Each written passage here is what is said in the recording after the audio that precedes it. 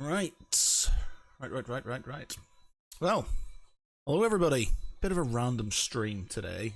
But I've been messing around with a thing called Incarnate, which is like an online map creator.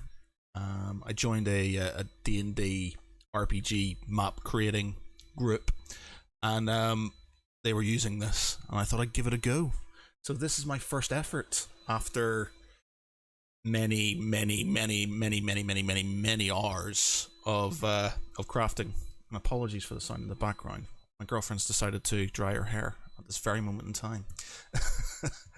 So yeah, so this is the map. It doesn't have any names, doesn't have any sort of lore behind it yet. The concept is it's quite extensive, it's quite big, so you can zoom in pretty far into areas. And the idea is that when you start a group, you can maybe choose an area of the world map where these people, your group, can start to play. And then it will sort of affect. You could actually, you could play multiple groups. And maybe they're wrong. You could play multiple groups doing different things in different parts of your world, and they could affect each other. Completely up to yourself. I just wanted to do a big map, so knowing the groups that I'm generally in, they kind of go off on tangents quite easily. So I wanted somewhere for them to go, and at least something for me to be able to describe, just in case that happened. So there are sort of different climates within this map. As you can see down here, you've basically got a corruptive force sort of sweeping in from the southeast, and it's sort of making its way into the mainland. These are obviously destroyed towns and cities where they've been laid waste by the evil forces at bay, and as you can see, the trees are starting to die or going to die. The Elf Kingdom, which again unnamed. If people want to name these things, then they're more than welcome to name them or add names for things. The Elf Kingdom has hastily built itself some fortifications to sort of kind of stem the flow. Obviously they're woodland folk. We've got there's so much in this map. It took me so long to do, and it's not completely finished. Some of it I just had to sort of throw some bits and pieces in because I was like, am I going to have to throw everything in, or am I going to have to wait until characters come in and sort of add things afterwards? So we'll see what happens. So yes, so we've got like effectively like an elf kingdom here. These are fortified cities, towns and villages, obviously paths and things, and then this is going to be your main sort of town here. Just because I think I've got some feedback from this. We don't want that happening. We want to mute that. Good. Alright, there we go. Okay, so you've got sort of towns and villages, obviously sentinel towers. This is like the big sort of main city for that elf kingdom as it stands. And they sort of go up there. Then we're going to go next. How would very good point, Chris Tomlinson. How would elf kingdoms build giant walls? Well, why wouldn't they build giant walls? Look, you've got lots of available rockery right there, mountains, sir, and they've built walls because hashtag RPG, hashtag made it up. It literally is just an aesthetic thing. The thought process behind it has not 100% being thought about. So yeah, that will need to be sort of kind of. I appreciate that a lot of people, when they're in these things, need to be sort of like, well, how's that happened? Why has that happened? So there will need to be sort of story behind it. But like I said, there's not even names for these towns or anything. This is just a sort of an idea. The whole encompassing thing, I guess, would be you have sort of like, you've got, I think, sort of a dwarven sort of kind of kingdoms up here, human ones here, more sort of kind of human ones here, maybe pirates around there. Yes, magic or alliance by dwarves. Very good. There you go.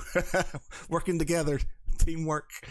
And so you've got sort of main cities, towns, and things, and then you've got this corruptive force around here, which is sort of pushing in. Now, the idea would be, I guess, depending on how much of how much time I've got, or how much sort of interaction there's going to be with players and the map, this could actually spread. So I could make copies of the map, and as time goes on within the campaign, this corruption could spread across the land depending on how the players affect this. Now, that's going to be very, very deep, and I haven't played D&D properly in a very long time, so it's just ideas. This was just me spitballing. This was just an idea to throw in things. So yeah, at this moment in time, it was just like an aesthetic thing. So we've got an elf, we've got corrupted sort of state right there, elf state over here. We've got sort of like an oriental sort of kingdom here. You've got your cherry blossoms and your walls and things. Concept here, orcs and stuff. Now, they would probably be like a reservation, where that they were probably quite prolific throughout the entire land, but have been pushed into these reservations by the new inhabitants. So you've got an orc reservation over here, maybe an orc reservation here. They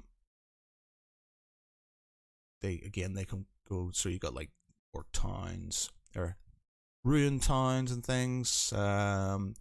Again, I think it's just more to sort of give a more leeway, instead of having to sort of kind of think of things as you go along. Things can sort of are there. So it's like, I'll make this map super big, I'll add as much as I can, and then at least if I do need to sort of start thinking about these people want to go here, there's at least something there that I can show them, and then you can kind of go from there. Where did the elves trade for the wall? Well. That is a good point. Well, we'd need some sort of town. I guess you could argue that initially they were on the coast that was pushed back.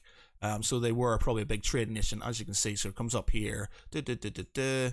These industrious dwarves at the top have created canals through their land, for all the rocks, and there's trading routes.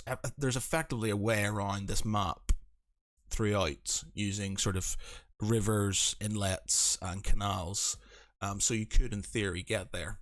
Also, I was thinking about this as a concept.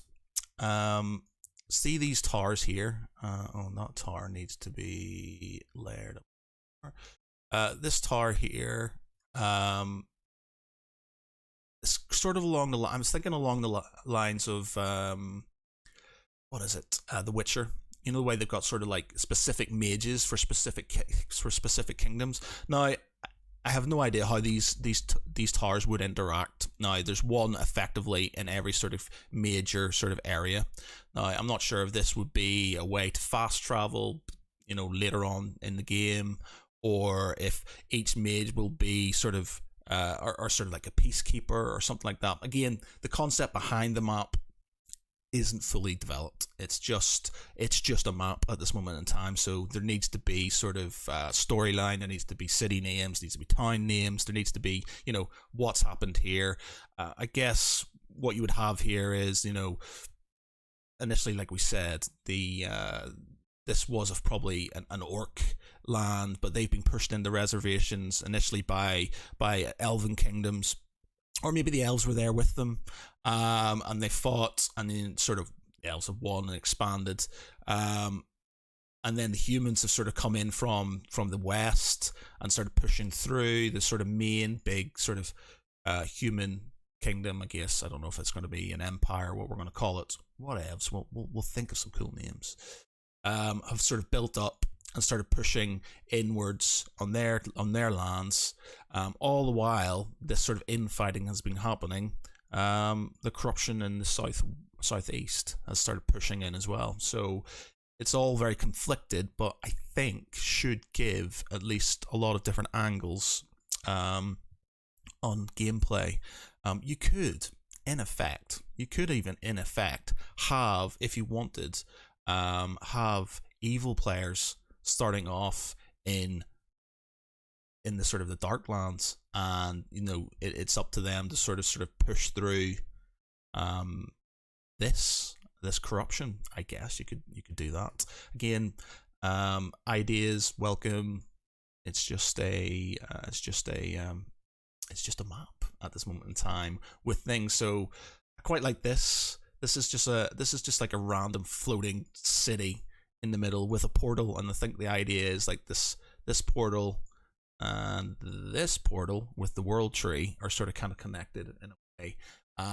I've also sort of had these sort of monks, and I guess these guys are going to be some sort of knightly kingdom who are there to sort of keep this area protected. And sort of they also are a buttress between the two main rival kingdoms, sort of the elven and the human kingdoms over here. Then we've got, there's so much to show. Do you know what I'm going to do? Right, I'm going to start down here, and then we're going to move left, and then we're going to move up, and then we're going to move down. We'll do that. Probably makes a bit more sense. Okay, so we've shown this. So we've got your evil sort of state here. Everything's dead, volcanic, standard evil stuff. I haven't put a lot of thought into this at the minute. Again, things will probably change. I'll delete things, add things as they go along. But yeah, so you've got your main sort of corrupted city over here. Very sort of Lord of the Rings-esque with towers, volcanoes, and sort of ways into said volcanoes.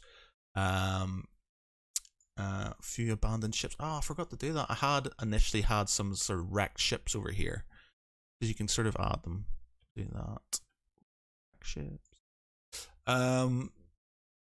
So we've got that, and then you've got your sort of southern, more desert-like sort of arid states along the lines of sort of like Egypt or something like that. Here, the corruption is being stemmed slightly due to the topography of the map itself. There's some defenses that have been built up here. The main sort of cities here are obviously mercantile. Some layered defenses. So this would be the main town, fortifications. This would be like a fortified town or fortified city even. So the fact that there's not going to be a lot of farming in the desert area, they've sort of built canals along the riverway so they can sort of farm. You've got effectively like a Helm's Deep sort of area down here around these mountain tops. There would probably be a secret entrance into there. Some little pits and things for where they quarried said stone. Basically like an acropolis, like there, and then we've got another state over here. Again, more quarries, so then you can sort of justify where the stone's coming from. I spent a lot of time thinking about that, and obviously I didn't think about it when it came to the elven walls, but I started thinking about where are they going to get the stone for this? Well, they need a quarry, and then to do that. But yeah, so you've got towns, little villages, obviously pyramids and stuff in this state. Again, these towers are sort of mage towers. Again, what their use is going to be, well, need to think about that. Abandoned sort of towns. So we've got that. What else here? Yeah, so they're sort of fortifying up. Obviously, this kingdom here, or this area here, has expanded into this northern island here. Again, no names yet. We'll think about them later. Expanded over here. I'm not sure if it started off, maybe they were pirates and they sort of start pushing through, or I don't know. Need to think about it. And the main kingdom, the main sort of human kingdom, they have pushed down into the southern area of the landmass, Freya, as it's called, and have stopped. There's a bit of a 30th parallel, sort of North Korea, South Korea thing going on here, sort of with a bit of a dividing wall. Again, I'm not sure how it's going to work. Sort of, are certain areas at peace? Are they at war? I'm going to assume that there's a tentative sort of peace with these areas with regards to the fact that this shit's going on. But I guess, you know, you could have it, whereas this, I kind of envisage this place being sort of your standard imperial sort of town, human town, where they're a bit sort of, you know, they don't care as long as they can expand, and they're maybe a bit sort of up their own bums, and all they want is sort of glory and such. But we'll see. I guess it also depends on where people decide to start.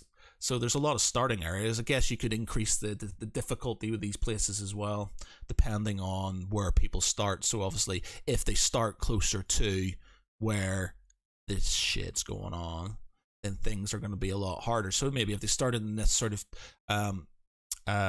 Crusader, Templar sort of bastion here, they're literally on the doorstep of it all. So things are going to be a lot rougher to start off with.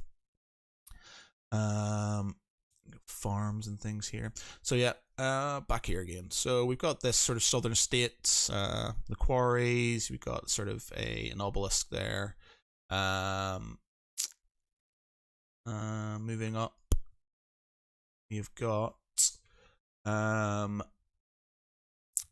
just another sort of kingdom. Again, it's a smallish one compared to the others. Sort of blocked in, so you've got these this orc reservation here, and then you've got this sort of mini state over here.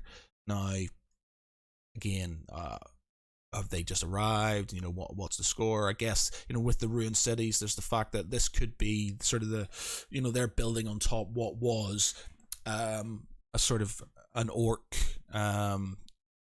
settlement at one point in time. Again, completely open to ideas for this.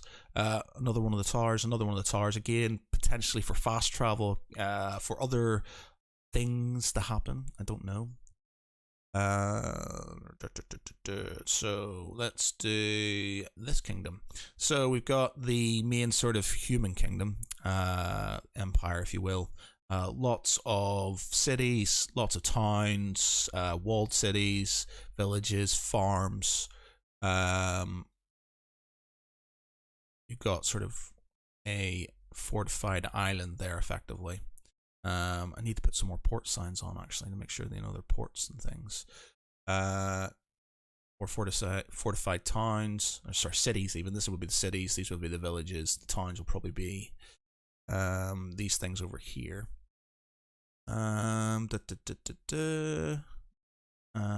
They've obviously walled off. I'm not sure. This one here is kind of open, so I'm not sure if there's going to be a fact that, you know, they may allow streams of workers from the orc lands to come through. I don't know.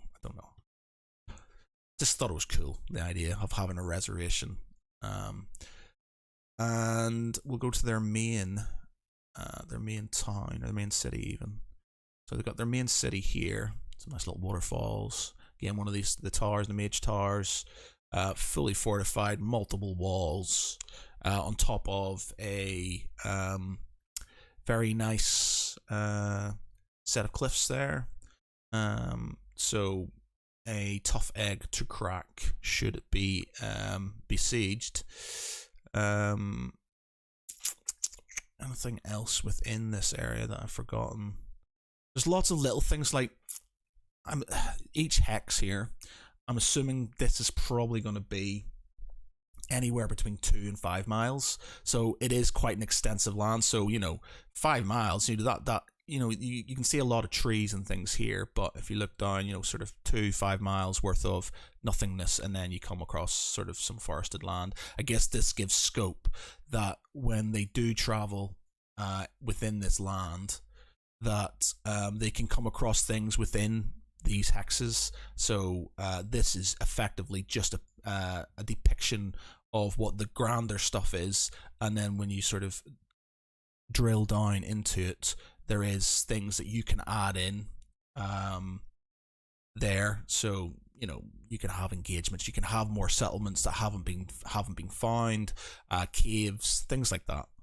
This is just effectively an overreaching view of all the big stuff that's around in this land.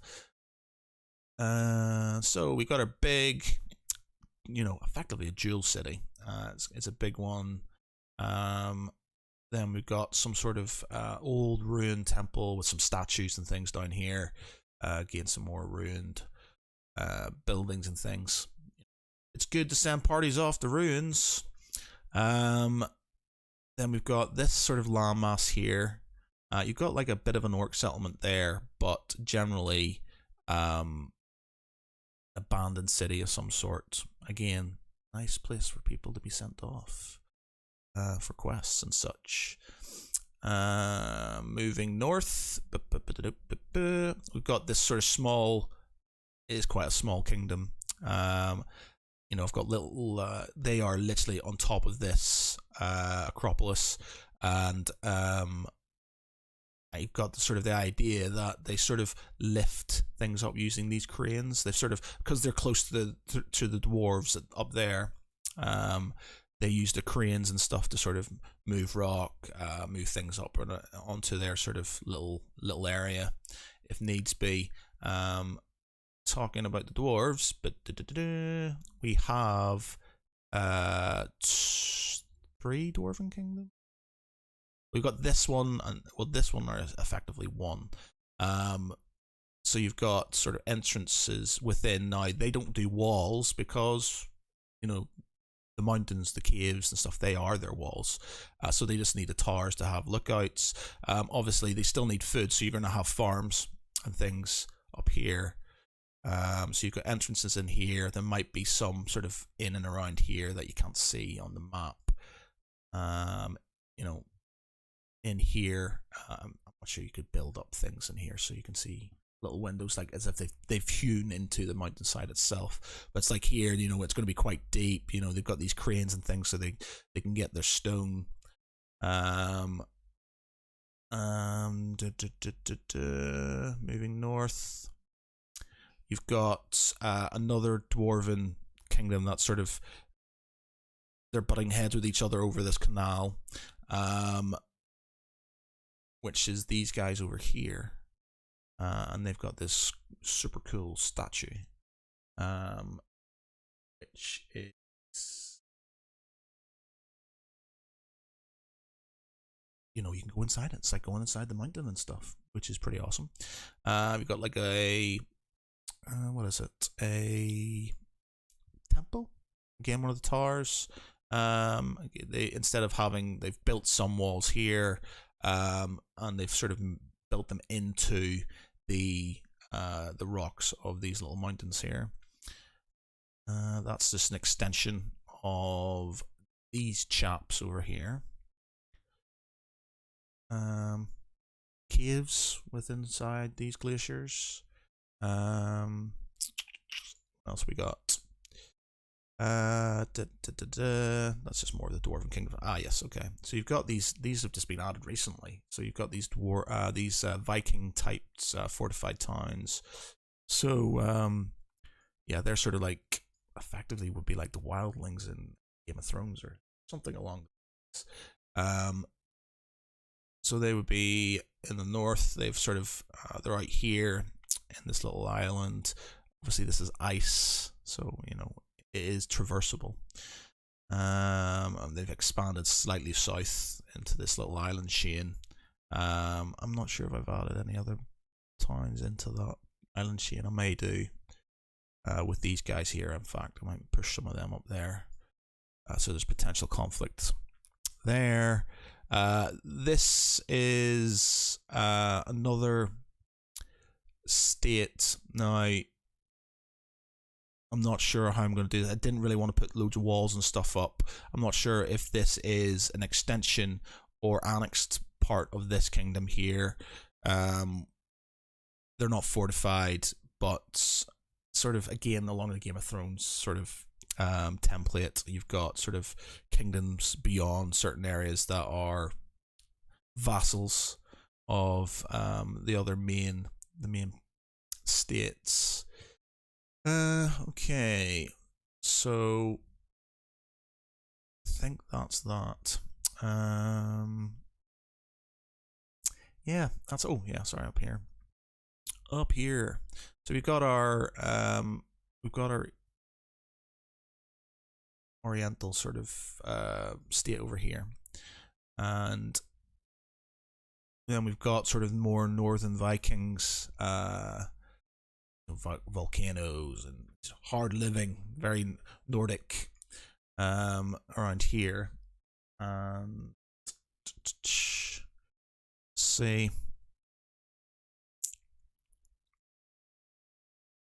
That's it, pretty much. I think that's it. That's my map.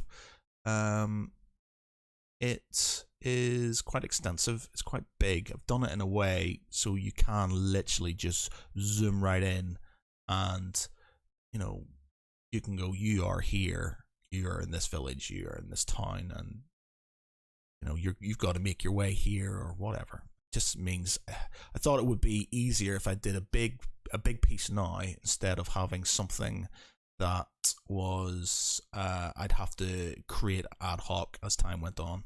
So yeah, that's it. Freya, if anybody has any names for things, I need names for elven towns, dwarven towns. I need names for cities, areas. Fire them in the comments. Let me know, and we can add them in. But yeah, my first ever map. Incarnate itself is pretty cool. Quite easy to use, quite intuitive. There's a lot of options. Like you can color in the sea and things like that. You can change the type of shade on the land and things, which is really cool. Different types of trees, different type of fortifications, though they are in a sort of like hexagonal sort of way. So it is slightly restrictive when it comes to fortifications. I was sort of thinking about star forts and that, but I don't think I had the sort of the angles that I needed to sort of get that. But yeah, it's really cool, and I think it adds a lot of depth. Ooh, a dragon! It's a dragon. Adds a lot of depth to your storytelling, and I'm actually looking forward to trying it out when it's been completely finished with a group and see how it goes. And then I can start building some not even regional ones, but some maps for within areas of the grand map itself. So a part of the city, or a part of this ruined city, or even sort of bridges and things like that. So we'll see. But yeah, it took me on and off about a week to build, and it started off very different than this, and it's definitely evolved as time goes on. And to be honest, I think I kind of want it to evolve as games go on. Like if I was going to be super what's the word? If I was going to be super ambitious about it, you would have it being used by multiple groups, and multiple groups would affect things within the map. They could even affect each other, and as time goes on, they could even build or create their own kingdoms. It depends on how deep you want the campaign to be. If it's just a one shot, if you just want to have a one shot with a party, then you just pick an area. You pick an area and you start from there. So maybe when you're doing your character development session, you would go, right, okay, you are wanting to start, whereabouts, this is the map, whereabouts do you want to start.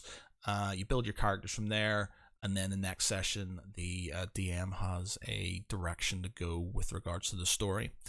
So yeah, that's her. That's my first ever map.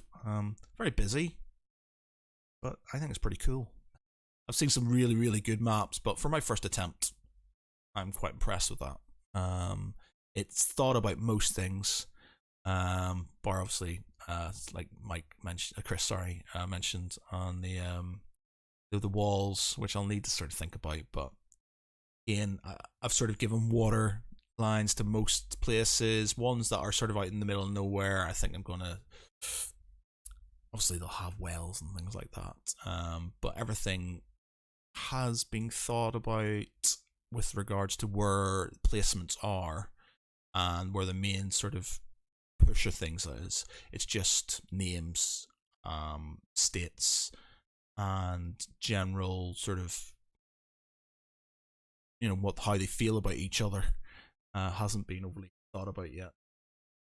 But yeah, there you go. So yeah, a quick stream. Apologies, it was a bit of a whistle stop one, and me kind of going umming and ahhing and going, oh, I'm not sure with this.